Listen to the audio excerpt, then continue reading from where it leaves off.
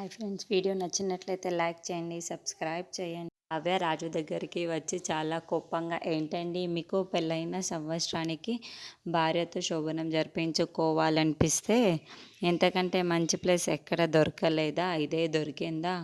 ఈ భూత్ బంగ్లా లాంటి దయ్యాలు తిరిగే కొంపలోనే మీకు శోభనం జరిపించుకోవాలనిపిస్తుందా అని అడుగుతూ ఉంటుంది. ఆ మాటలు వినగానే అక్కడున్న రాజు మాత్రం ఒక్కసారిగా షాక్ అయిపోతూ కావ్య వైపుకు చూస్తూ ఉండిపోతాడు. ఇంతలో అక్కడున్న కావ్య మాత్రం అది ఆర్టిఫిషియల్గా వర్షాన్ని కుల్పించి దయ్యాలు ఉన్నట్టు క్రియేట్ చేసి, నేనే మీకు లొంగిపోయినట్లు చేసి ఇదంతా చేయడానికి మీకు సిగ్గుగా లేదా అని అంటూ ఉంటుంది.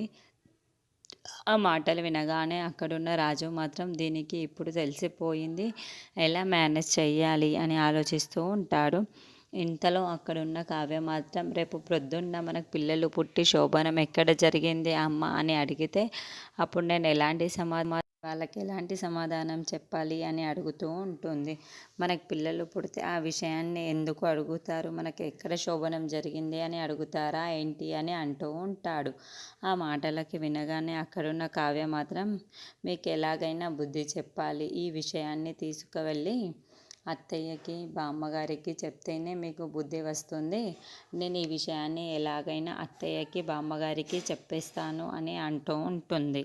ఆ మాటలు వినగానే అక్కడున్న రాజు మాత్రం, ఏం మాట్లాడుతున్నావు, నువ్వు ఈ విషయాన్ని తీసుకువెళ్ళి అమ్మకి బామ్మకి చెప్తావా?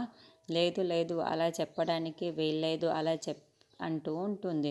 ఆ మాటలు వినగానే అక్కడున్న కావ్య మాత్రం, లేదు లేదు, నేను ఈ విషయాన్ని ఎలాగైనా అత్తయ్యకి బామ్మగారికి చెప్పే తీరుతాను, మీకు బుద్ధి చెప్పి తీరుతాను అని అంటూ ఉంటుంది. ఆ మాటలు వినగానే అక్కడున్న రాజు మాత్రం, వద్దే ప్లీజ్ ప్లీజ్ అని అంటూ ఉంటాడు.